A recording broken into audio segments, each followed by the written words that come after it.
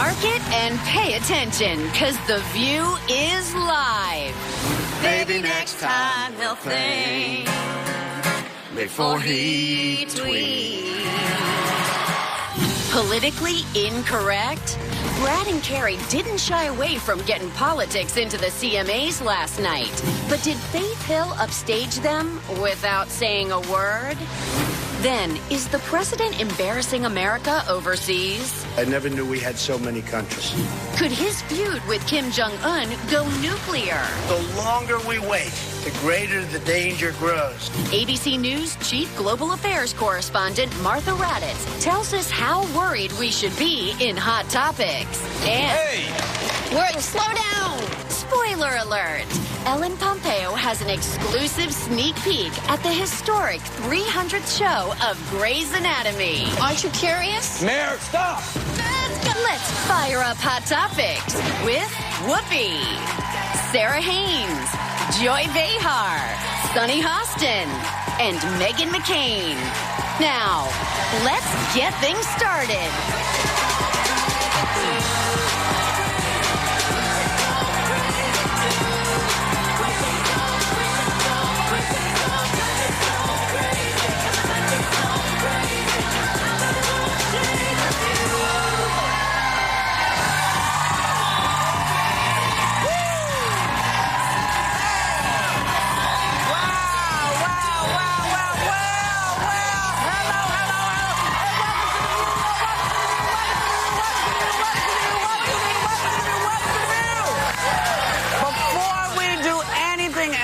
Today, may I say, thank God you are out of those heels. I'm loving that you're in flats. You've been telling me forever to wear slippers. Yes. And these are really comfortable. I was like, you know what? We know that you got the legs and everything, but I have to say, I know that baby was like, take them off. I know. I was thinking the same thing. Now they give me candy and slippers. If you get pregnant, people treat you really well. Sometimes. Sometimes. Okay. Not on the subway. Last night was the biggest night in country music at the CMA Awards, where journalists were initially asked not to talk politics on the red carpet, but co-hosts Brad Paisley and Carrie Underwood decided to do a little something on their own. Take a look. In the middle of the night, from the privacy of a gold-plated White House toilet seat, he writes, Little Bob Corker, NFL and Kofi. And it's fun to watch, yeah, that's for sure, till little Rocket Man starts a nuclear war, and then maybe next time he'll think before he tweets.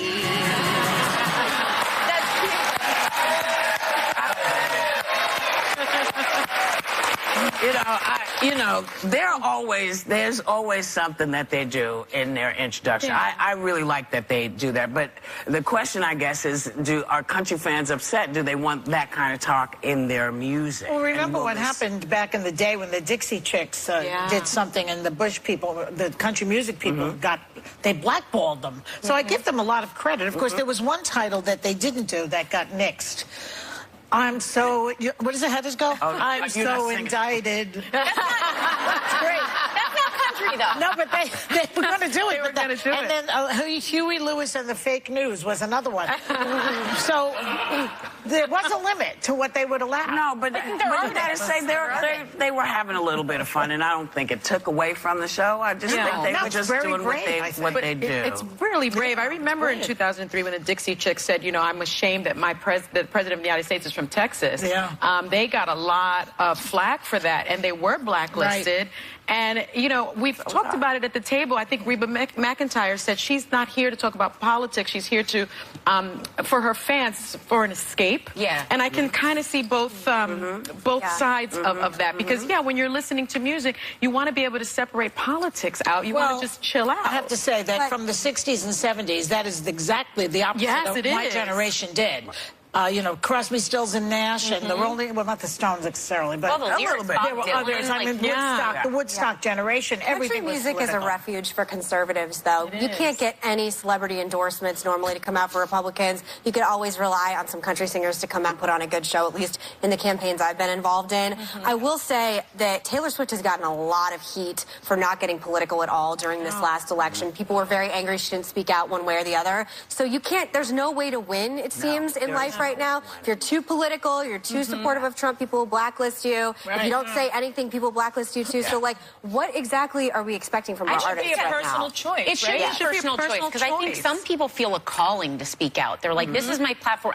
I can't even stop myself. I need to talk about this. There are other people like Reba and everyone that find comfort in the fact that, like, they don't have to. Yeah, and they should never be, no one should be asked or pressured to, well, who'd you vote for? Or who'd you, these are private things. If you want them private, keep them private. There can't be backlash for it. Well, you can't, That's the thing. There can be, but, you know, well, I mean... Could lose your career. Yes, for 5 or 8 years. Yes, I know that. You know that. Yes, I did. Yes, I did. You experienced that. Yes, I did. Yes, I did. I don't But that doesn't stop her. Yeah, Whoopi experienced I don't actually know that story. Oh, I'll tell you. That has not stopped Whoopi from doing No, what it has she does. not. And, you know, we're in... But it's this, and the reason I always say thank you to Barbara Walters is because no one was hiring me. I lost all endorsements, everything. What? They were wrong it's a long story. Yeah. They were wrong, took it out but it was easy. It's easier to say, you know, Whoopi said, and people believe it because they just assume I did. And so, because something was said about that I did something that I actually hadn't done. It's one of the rare occasions where I actually didn't do it. But got into, lost everything. Lost everything. So, you know, I was so grateful to Barbara because nobody would hire me, and she did. She did. So that's why I'm happy. You know, because the CMAs, I like the CMAs, and I like to watch them, and they're always apolitical. I was wondering if because the Las Vegas massacre occurred during a country music concert, right, like a festival, did people really feel They did an amazing, I believe, several of the country artists were on stage together performing. It was But my spectacular. favorite country music artists are political. I mean, Johnny Cash, you know, I love Bring It On, my all-time favorite ever. Johnny and June were deeply political people. Obviously, you know, performing at Folsom Prison at the time was a very sort of controversial thing to do. So I do think, like, this sort of, I'm going to opt out forever. My personal favorite music does have a lot of politics in it. Well, I think that in these times that we're living right now, which are serious and difficult and dangerous because of the person in the White House, I think it's incumbent upon all good people to speak out if they can. Do you judge Taylor Swift for not? I'm not judging. I'm just giving a suggestion. Okay. That's a real smile. With that suggestion comes this: not everybody's cut out to do it. But if it moves you, you know, feel free. If it doesn't, then, you know, don't do it. But you know what we're not going to do? We're not going to linger like bad gas. We're going, and we'll be back with more Hot Topics. Later, erasing Spacey. Filmmakers are refilming Kevin Spacey's latest movie as more shocking sexual abuse allegations emerge. But can anyone watch his old roles the same way again?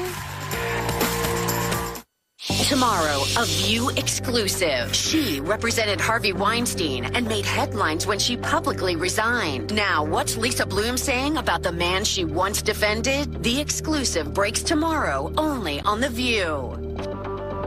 Is the Russia investigation gonna reach all the way to the president? ABC News Chief Global Affairs Correspondent Martha Raddatz hits Hot Topics. Plus, Grey's Anatomy is hours away from its epic 300th show. And Ellen Pompeo's got an exclusive sneak peek. Hey now, welcome back. So, you know, we were talking about the CMAs. Well, one of the biggest things that happened at the CMA is getting a lot of social buzz this morning because one of the biggest winners, Longest. Huge. Was Faith Hill's leg. Yep. People are losing their mind about this leg. Now, we're assuming it's her leg. It could be anybody's But what's leg. so great? What's so hot about Well, it? Nice. apparently, Look at it closer. Look at how Beautiful. good that leg looks. And she's 50 years old. She looks good. Why do you keep saying it like that's a Legs crazy don't leg? change. That's a good leg. Legs stay the same. They don't change. I mean, My And legs you have to have changed, good and I'm legs. not that old yet. yeah, my get, like, 49-year-old legs do not veins look and like weird that. stuff. Well, you're clearly not doing the same thing. I'm not doing what she's doing. It's you know, we can make your leg look like that. Really? With makeup, but not, It's it's not makeup. going to come. Not It's like not going to that. pop. It moved a little. Like that's not makeup. But there was a trio. Someone tweeted a trio was last night. Faith, Tim McGraw, and Faith's right leg. Yeah. So you guys, don't worry. As the the journalists at the table, I dug deep. Okay. There are other celebrity body parts with Twitter accounts. Okay. Oh. One I'm following. Wait. Faith Hill's leg. Her leg has a Twitter account? Did you look at that leg? It needs one. Yeah. You know, I'm not big on Twitter stuff because I think there's some ridiculous stuff. But do tell. I follow. Does your belly have its own Twitter? Oh, it should. Nobody's checking for my belly. But I am following both of Faith's legs Who accounts. else is on there? Angelina Jolie's right leg. Oh, remember that? I remember That's that. also happening. Oh, Bradley Cooper's Now that leg mustache. does not look like Faith Hill's leg. No, Faith's leg looks better. So why does that leg? That's why I'm not following that account. Oh, I thought you said. Justin Bieber's hair and a little political one I threw in here for you, Megan. Rick Perry's hair also has. He does have Rick good Perry hair. does have nice hair. And J-Lo's bum. I can't even tell you And what. that account follows her. What? You're so funny. Okay. We good now? We good. Okay. Yesterday marked the one-year anniversary of the new guy's victory, and he marked the occasion by tweeting this photo with the message, "Congratulations to all of the deplorables and the millions of people who gave us a massive electoral college landslide victory." Oh, give it up already. Apparently, those voters feel the same way. They still give him high marks. They're not high. They're giving him high marks. And they say they would vote for him again. Yeah. He's hanging on to these people for dear 82%. life, this guy. You know what, though? Let's face it.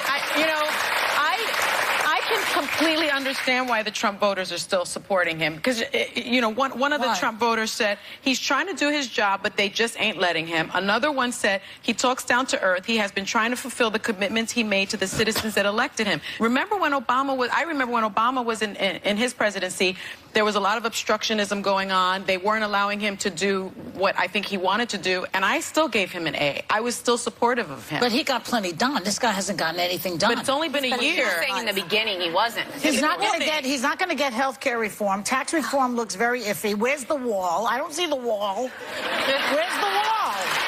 But, get it.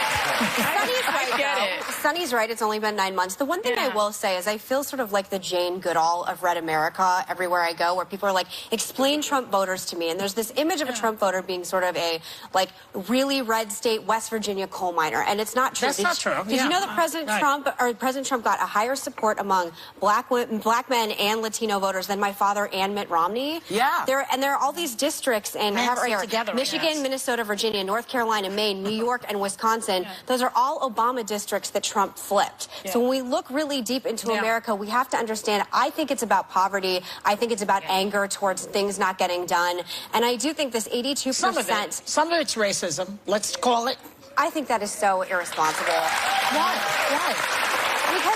Because I think when you blanket all Trump support, Not all. I said some. When you say racism, what do you mean? Is a factor in the support for him. I think when you because of the backlash from he says an Obama he's presidency? racist, and people who follow him have to sign on to that, don't they? But does it not? I just told you, Latino men and black men.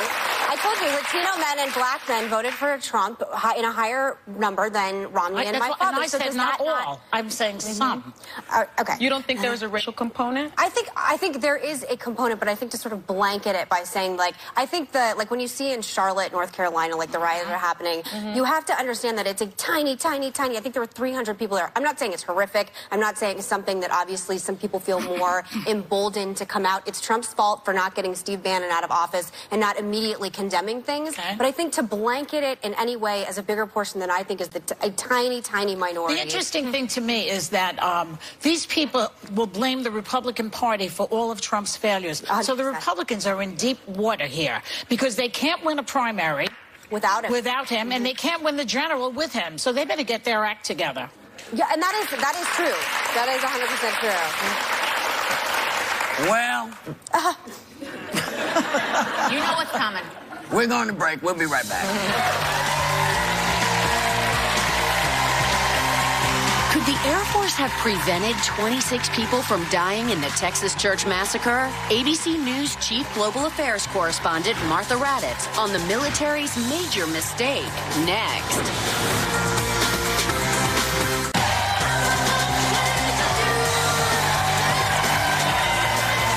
Okay, brace yourself. You will never hear me say this again.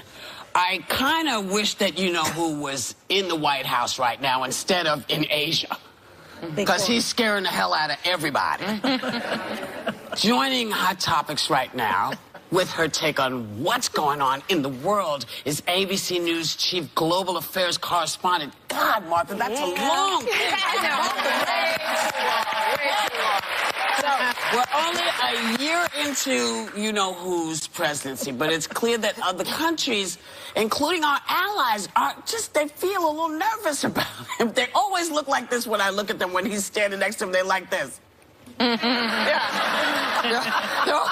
So do you... Angela Merkel? Yeah. I mean, just check the video. Okay. A little panicky. I mean, do you think he's hurting our standing in the world, or do our allies realize that we actually are listening and paying attention? Well, I think it certainly changed our standing in the world. I think it's puzzled people. I think they don't know where they stand sometimes, or where we're going as a country, or whether President Trump talks for the country, or whether there are people whispering in his ear. Right. I think probably what they do is think whatever happens, we'll all survive. They're more focused on their own countries, I think, the same way that President Trump seems to be focused on what we do in this country. But I do. I mean, I travel around the world, and there's definitely a change in how we're viewed. And definitely a little nervousness. Okay. Well, I think they're also perhaps nervous about the flip-flopping. You know, we saw an example in North Korea on his Asia trip. At first, he invited North Korea to make a deal, but then a day later, he warned them not to underestimate us. As to China, he said at first, China is raping us in terms of rates, and then all of a sudden it was, actually, I'm not going to blame China. So who do we believe? Which was pretty extraordinary statement. It's like, what? In front of you said this in the campaign. It's like Chinatown. It's my sister. It's my mother. It's my sister. I mean, that kind of flip-flopping, who are we to believe? Well, I think in terms of, this is what I would say about North Korea. And I think it's something that everybody forgets. There's no other president who has had to deal with a North Korea that, if not already, any minute is going to be capable of putting a nuclear weapon on a ballistic missile that is capable of hitting the U.S. That's a whole different ballgame. Yeah. Now, the one thing that I wish would happen is, instead of all the threats, instead of all this, and you have to have a little threat behind your diplomacy sometimes, or people won't come to the table. I wish the American people knew more about what would happen if there is a war in Korea. Because you've got a lot of foreign policy experts saying there's a good chance this can happen. This would be like nothing else. People don't seem to remember what happened when we dropped those bombs on Japan. And they're doing a lot of exercises over there. I've been there, I think, three, 4 times this year. I was just out on the USS Reagan, out in the Sea of Japan, watching these exercises and what they go through. The results of any of that would be horrific. And we're talking about South Korean lives, we're talking about Japanese lives, we are talking about the lives of American forces. And as much as President Trump says, I'm not going to give away my plan, it should be debated what happened. Yeah. It should be talked about, and people should know what it means. Absolutely. Can anybody stop him, though, from pressing that button? Well, he is the commander-in-chief. I believe if it got to that point, he would have had advice from Secretary Mattis, someone I know is just a solid, going to give President Trump the best advice possible, and obviously has a lot of background in that. But I you know, to your point, Sonny, too, on China, and that was such a surprise hearing him say, oh, it's not China's fault. I mean, he totally gave China a pass yesterday. He clearly wants China's help with North Korea. Everybody keeps saying China can help solve the problem. They can help solve the problem, but I'm not sure they really will add that much pressure to North Korea. Yes. Well, I want to talk about the long road home because it is fantastic, Martha. It is fantastic. It really is. It's a mini-series on National Geographic based on your best-selling book about a tragic day known as Black Sunday. Please tell everyone what happened. This was in April 4th, 2004. And I know it's hard for all of us to remember a time when we were shocked by the death of 8 soldiers. But this was a platoon. It was 18 soldiers and an Iraqi interpreter who thought they were on a reconstruction mission. The whole battalion did from the 1st Cavalry Division. And instead, they were ambushed. And they were basically ambushed by the entire city. I mean, there were thousands and thousands and thousands of people who came out. They had just taken over. So they were trapped on a roof. 2 of their Humvees were burned up. Also, something we forget, a lot of the guys were in canvas-covered Humvees because they thought it was a peacekeeping mission. So they send in these rescue squads, some of them in open truck. It chills me to see this recreation because it's so accurate. They rebuilt Soldier City, and they had those guys going in open trucks, you know, 18 guys in the back of a truck just under fire. And it was really a tidal wave of wounded. We have a clip, though. You set that up nicely. So let's take a look at this. Apparently, the men who attacked the Crusaders ambushed them using police uniforms. This is citywide, sir. There's no one else right now, just us. What are your orders, sir? We launch. Now. Sir, the Crusaders still have to complete Kazbek. There's no time. It could take an hour, it could take several until they're back in the fight to target. Our guys don't have that long. You know, Incredible. Martha, I know you have personally made connections with these soldiers' families. Can you tell me what their experience was like? It has been, honestly, the most profound thing I've ever worked on. And most of that is because those soldiers, those sacred Gold Star families that we have dealt with. I started covering this for ABC News 13 years ago. I know a lot of these people today and remain so close to them. It has been a healing experience for them. I walked down that set, which is so realistic, with a Gold Star mom and the actor who plays her son, Ian Quinlan, both of us hugging this woman, holding her hand, and said, do you want to leave set? Because it's so realistic. And she said, no, I want to feel what my son felt that last night. Oh, my God. But you know, looking up into this dusty sky, there was a full moon out, and just holding her, I mean, just loveliest families. And the soldiers, you know, a lot of them still struggle. I think it's another thing that people don't realize. Those families will always have that loss. You know, that woman's grandson is grown up, and, you know, it is life-changing. Still, people deal with PTSD from this, but I know this has helped. We had wonderful consultants on this project, both veterans. One of them was trapped on the roof, Eric Burkwan, Aaron Fowler. The cast has been amazing. I mean, Michael Kelly, you saw there, just trying to portray these people, and many of them are still on active duty, which is, I don't know whether that's unprecedented that you have a film like this, a series like this, where people are still serving. Well, you know what? You are always informative. You go everywhere, so we know that you're seeing what's happening. And I for one, am glad you're out there. Thank you. Thank you. The Long Road Home airs Tuesday night on National Geographic, and we'll be right back.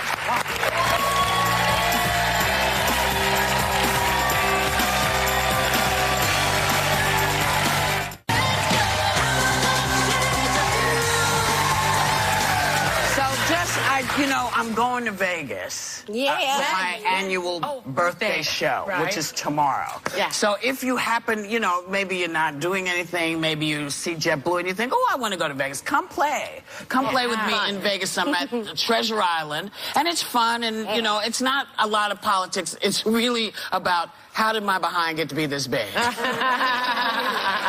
What is that on the floor? Oh, that's me. It's all kinds of silly and wonderful. So if you're around, come and play. That's all. So now, you know, these allegations of sexual assault keep coming out, and another was made against Kevin Spacey. And filmmakers are now removing him from his latest movie and reshooting his part with the actor Christopher Plummer. So the question, I guess, is, if one of his old movies comes up, would you have a hard time watching it? Yes, I think so. I mean, I think, you know, after the Woody Allen allegations, I stopped watching his movies.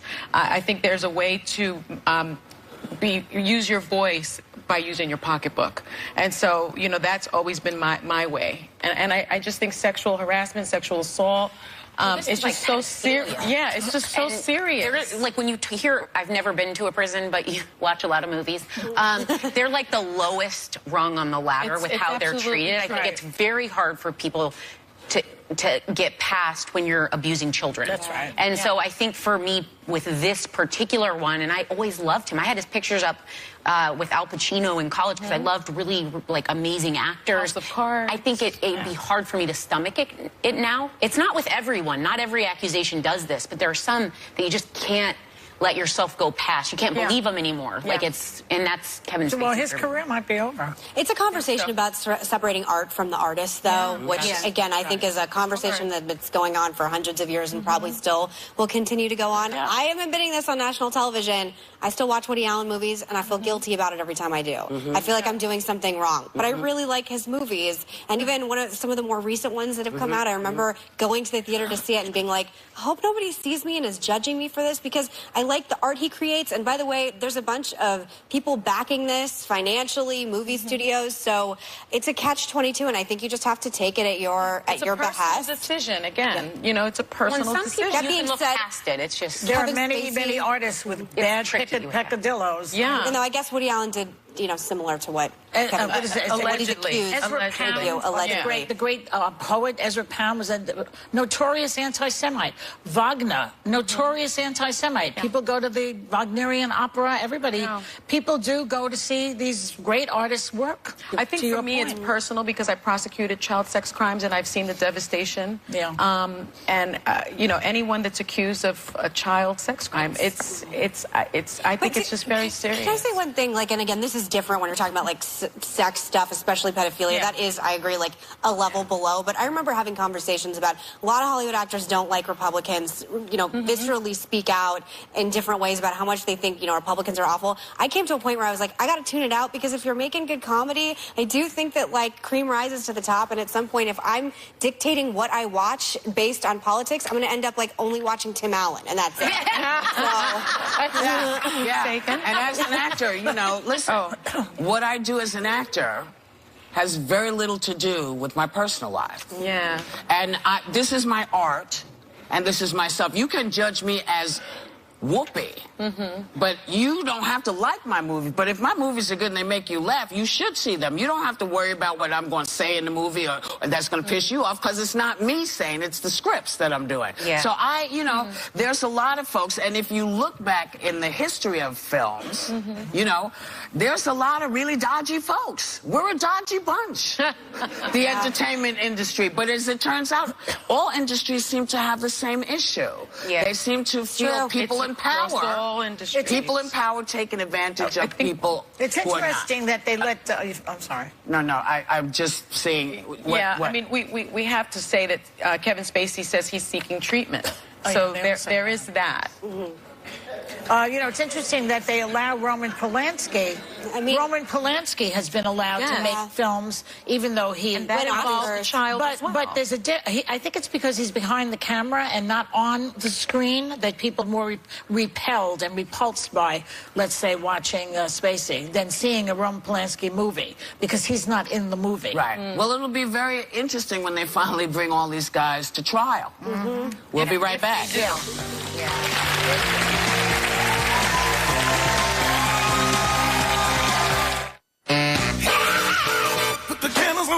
Let's talk about something good. Okay, Monday we're celebrating Whoopi's birthday. First, Whoopi gives us the inside scoop on her favorite thing. Wait, it gets better, wait. Then, Common and Andra Day give us an unforgettable performance. Plus, Blackish star Jennifer Lewis drops by. It's amazing. It's all happening Monday on The View on ABC.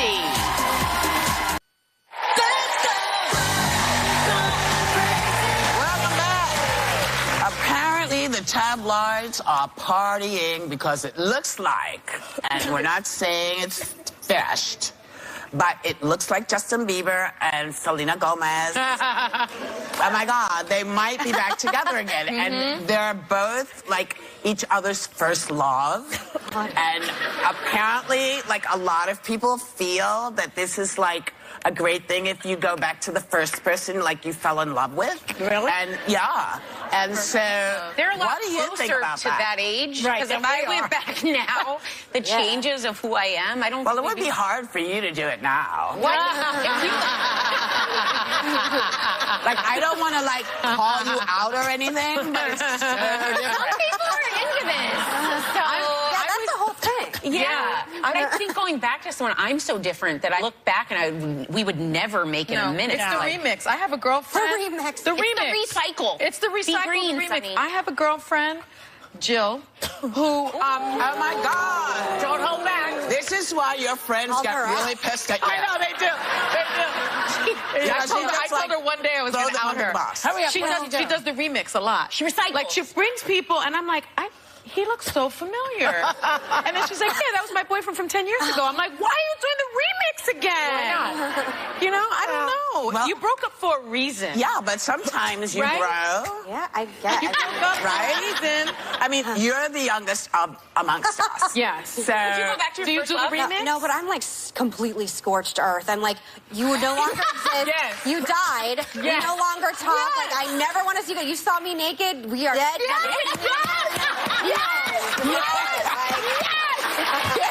No.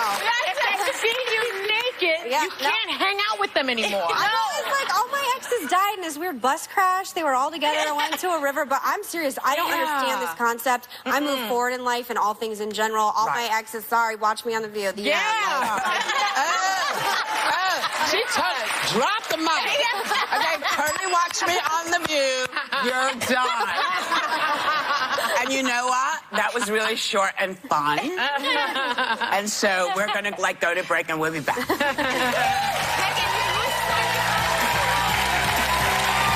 What does Grey's Anatomy have planned for their epic 300th episode? Ellen Pompeo has an exclusive first look next. Tomorrow, she spent her career fighting for victims of sexual harassment. He's accused of monstrous acts of sexual abuse. So why did attorney Lisa Bloom choose to advise Harvey Weinstein? She's live only on The View to reveal why she did it, what she regrets, and what she's doing now.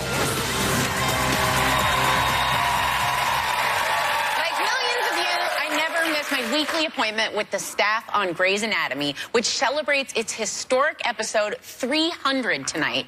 Right now, we're getting a sneak preview from Dr. Meredith Grey herself. Please welcome Ellen Pompeo.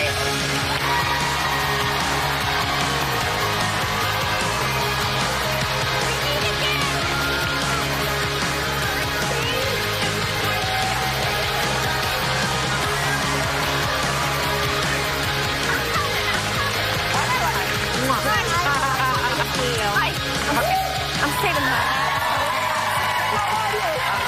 So nice to see you again.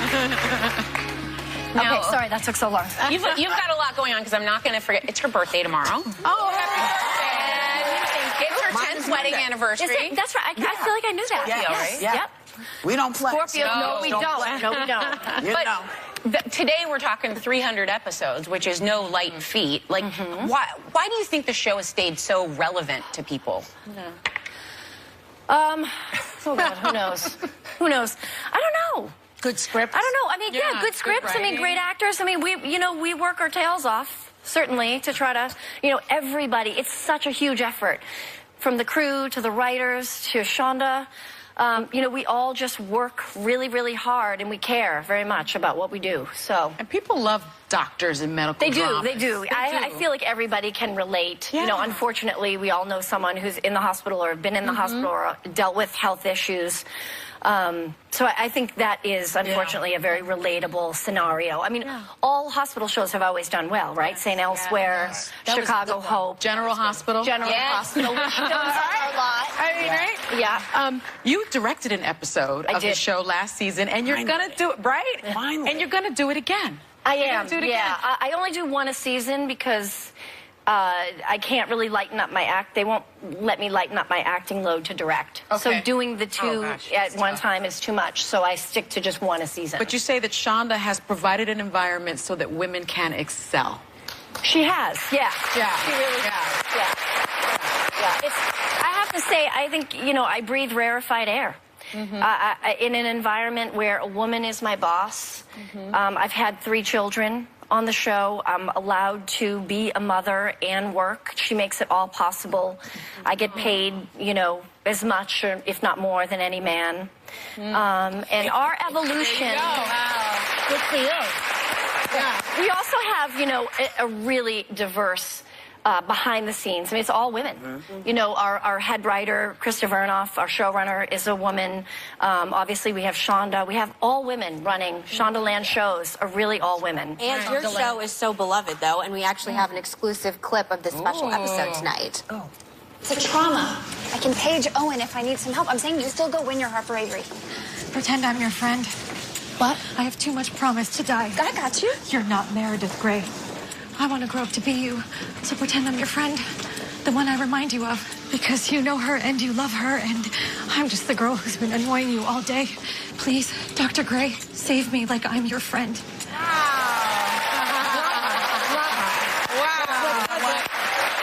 You just are never here long enough. You're never here long enough. Thank you. The 300th episode of Grey's Anatomy airs tonight at 8 p.m. right here at ABC. Thanks for watching. Thanks for coming.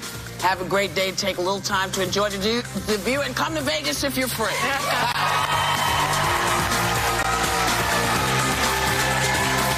When it comes to